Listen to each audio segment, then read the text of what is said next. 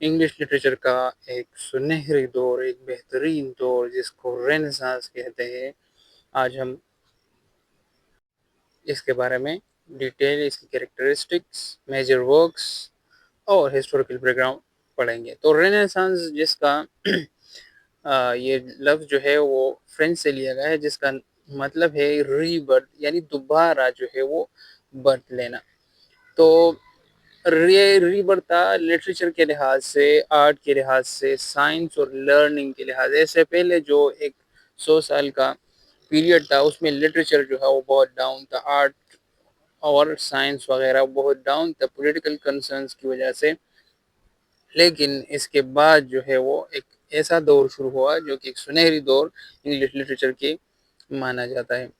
تو the word renaissance come from the French word which means rebirth۔ تو یہ word renaissance جو ہے وہ فرینچ ورڈ ہے جس کا معنی ہے کہ rebirth۔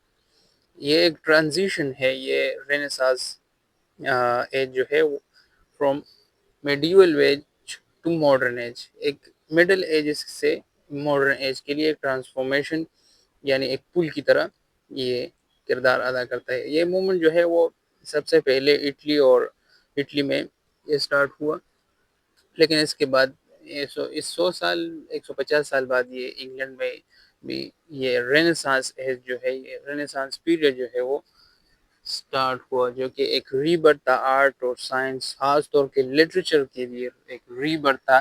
اس سے پہلے 100-150 سال جو ہے لٹریچر کے لیے ایک بہت ہی اندھیری ایج تھا، جس میں ایسے خاص ورکس جو ہے وہ پروڈیوس نہیں ہوئے تھے، لیکن اس ایج میں ایک بہترین ورکس پروڈیوس ہوئے تھے۔ تو یہ تو تھا ایک جرنل ڈیفینیشن۔ اب ہسٹوریکل بیک گراؤنڈ سٹارٹ کرتے ہیں۔ تو رینیسانس جو تھا وہ 14 سینچری میں اٹلی میں سٹارٹ ہوا تھا۔ یہ رینیسانس جو تھا وہاں پر بھی ریفارمیشن ہوئی اور ایک ایسا ری برتھ ہوا اٹلی کے لٹریچر، سائنس اور آرٹس کے بارے میں۔ لیکن اس سے متاثر ہو کر ایک 100-200 سال بعد انگلینڈ کو یہ رینیسانس پیریڈ سٹارٹ ہوا۔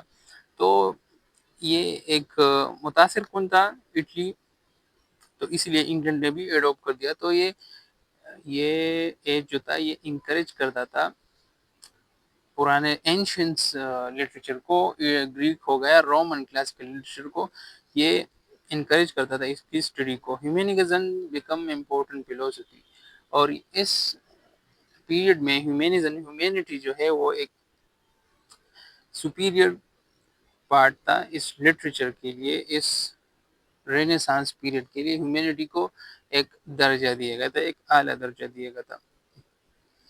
Innovation of printing press help spread literature. اور یہاں پر اس دور میں ایک بہترین دنیا کا ایک عظیم انوینشن ہوا لٹریچر کی ہسٹری میں کہ پرنٹنگ پریس کی ایجاد ہوئی، جس سے دھڑا دھڑ پرنٹ آؤٹ ہوئے بکس کی، لٹریچر ورکس کی، اور یہ دنیا میں یہ انگلش لٹریچر اسپریڈ ہوا۔ یہ ایک بہترین one of the best invention تھا لٹریچر کی ہسٹری میں، جس نے انگلش لٹریچر کو مکمل ہی ایک آسمان تک پہنچا دیا۔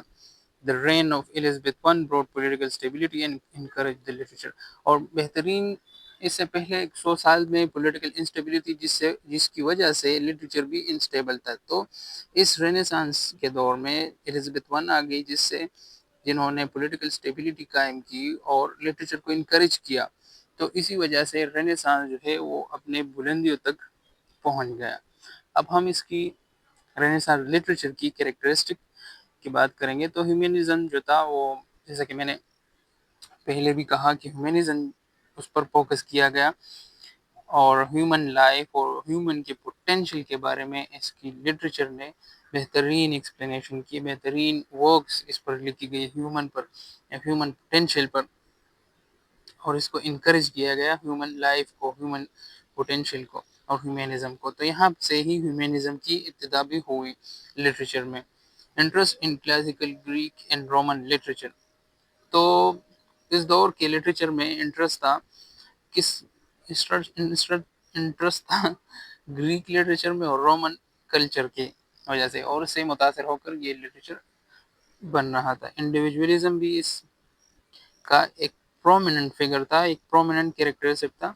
اس رینیسانس پر scientific curiosity and exploration. So scientific جیسا کہ میں نے پہلے کہا تھا کہ ایک ریبرتھ تھا آرٹ سائنس اور لٹریچر میں، تو یہاں پر بھی سائنٹیفک کیوروسٹی ایکسپلوریشن لٹریچر کا بھی ایک بہت ہی حصہ ہو گیا، ایڈونچرس ہو گیا.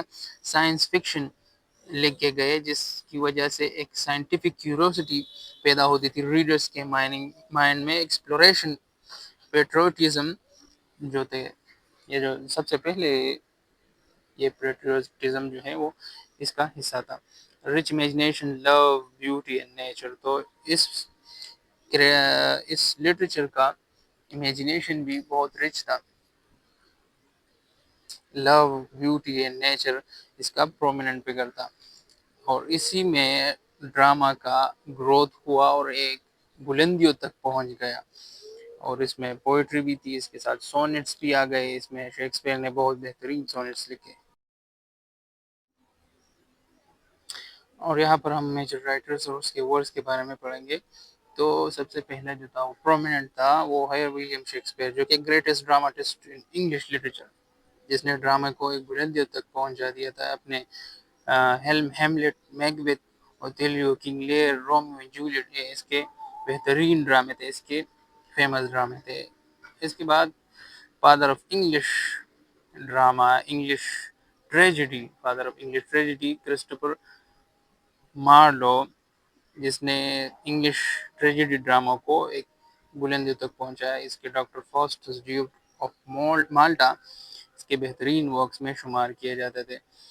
اور اس کے تیسرے جو ہے جان ملٹن تھے، جس نے بہترین گریٹسٹ ایپک رائٹر تھے، جس نے ایک بہترین انگلش لٹریچر کی ہسٹری میں بہترین epic poem the Paradise Lost لکھی نیریٹو فارم. تو یہ جان ملٹن جو تھے تو یہ تینوں جو تھے وہ اس رینیسانس کے دور میں ایک بہترین رائٹر سمجھے جاتے تھے. بس دونوں جو تھے وہ ڈراما تھا، جو کیونکہ ڈراما ایک پرومیننٹ فگر تھا، ایک بہترین فگر تھا اس رینیسانس دور میں، تو اس لیے ڈراموں کو بہت وسعت دی گئی تھی. لائک کیجیے، سبسکرائب کیجیے، ملتے ہیں اگلی ویڈیو.